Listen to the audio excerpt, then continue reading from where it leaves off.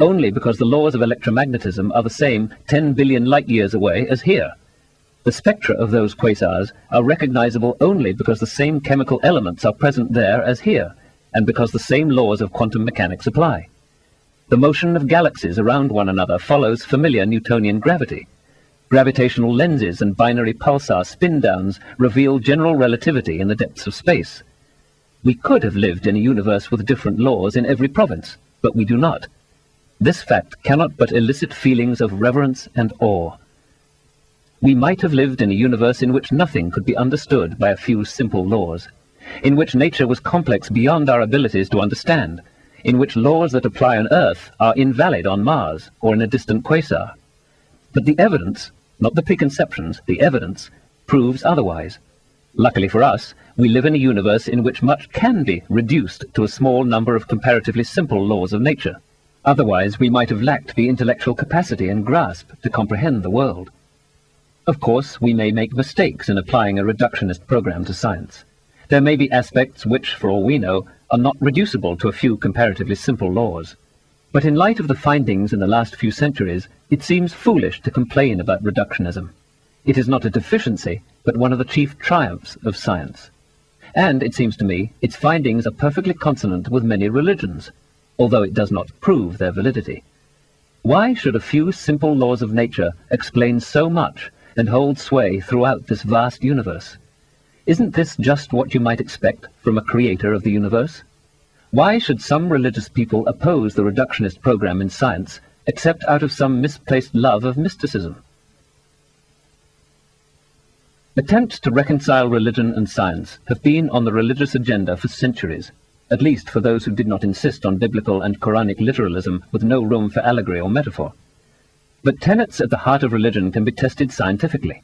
This in itself makes some religious bureaucrats and believers wary of science.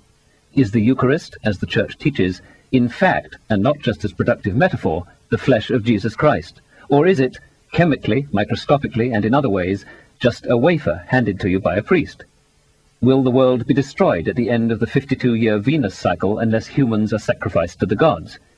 Does the occasional uncircumcised Jewish man fare worse than his co-religionists who abide by the ancient covenant in which God demands a piece of foreskin from every male worshipper?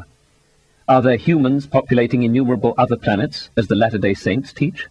Were whites created from blacks by a mad scientist, as the Nation of Islam asserts? Would the sun indeed not rise if the Hindu sacrificial rite is omitted, as we are assured would be the case in the Satapatha Brahmana? Of course, many religions, devoted to reverence, awe, ethics, ritual, community, family, charity, and political and economic justice, are in no way challenged, but rather uplifted by the findings of science. There is no necessary conflict between science and religion. On one level, they share similar and consonant roles, and each needs the other. Open and vigorous debate, even the consecration of doubt, is a Christian tradition going back to John Milton's Areopagitica, 1644. Some of mainstream Christianity and Judaism embraces and even anticipated at least a portion of the humility, self-criticism, reasoned debate, and questioning of received wisdom that the best of science offers. But other sects, sometimes called conservative or fundamentalist, and today they seem to be in the ascendant, with the mainstream religions almost inaudible and invisible, have chosen to make a stand on matters subject to disproof, and thus have something to fear from science. The religious traditions are often so rich and multivariate that they offer ample opportunity for renewal and revision, again especially when their sacred books can be interpreted metaphorically and allegorically. There is thus a middle ground of confessing past errors, as the Roman Catholic Church did in its 1992 acknowledgement that Galileo was right after all, that the Earth does revolve around the Sun. 3 centuries late, but courageous and most welcome nonetheless. Modern Roman Catholicism has no quarrel with the Big Bang, with a universe 15 billion or so years old, with the first living things arising from pre-biological molecules, or with humans evolving from ape-like ancestors, although it has special opinions on ensoulment. Most mainstream Protestant and Jewish faiths take the same sturdy position. In theological discussion with religious leaders, I often ask what their response would be if a central tenet of their faith were disproved by science. When I put this question to the current 14th Dalai Lama, he unhesitatingly replied, as no conservative or fundamentalist religious leaders do. In such a case, he said, Tibetan Buddhism would have to change. Even, I asked, if it's a really central tenet, like, I searched for an example, reincarnation? Even then, he answered. However, he added with a twinkle, it's going to be hard to disprove reincarnation. Plainly, the Dalai Lama is right. Religious doctrine that is insulated from disproof has little reason to worry about the advance of science. The grand idea, common to many faiths, of a creator of the universe is one such doctrine, difficult alike to demonstrate or to dismiss. There are other doctrines, interests and concerns that also worry about what science will find out. Perhaps they suggest it's better not to know.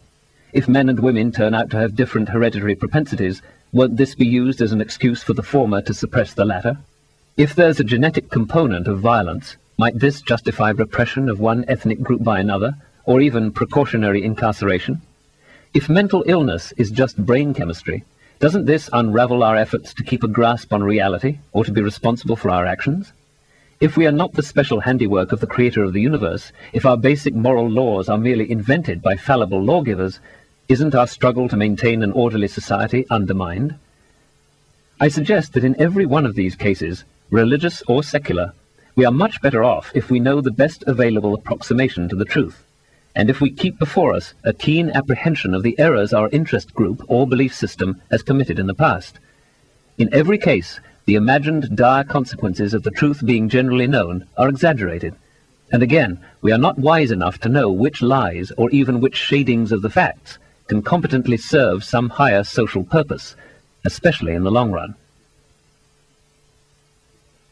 In a post-war meeting with President Harry S. Truman, J. Robert Oppenheimer, the scientific director of the Manhattan Nuclear Weapons Project, mournfully commented that scientists had bloody hands.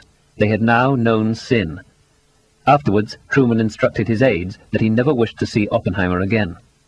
Sometimes scientists are castigated for doing evil, and sometimes for warning about the evil uses to which science may be put. More often, science is taken to task because it and its products are said to be morally neutral, ethically ambiguous, as readily employed in the service of evil as of good. This is an old indictment. It goes back probably to the flaking of stone tools and the domestication of fire. Since technology has been with our ancestral line from before the first human, since we are a technological species, this problem is not so much one of science as of human nature.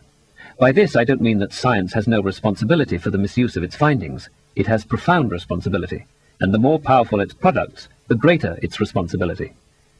Like assault weapons and market derivatives, the technologies that allow us to alter the global environment that sustains us should mandate caution and prudence.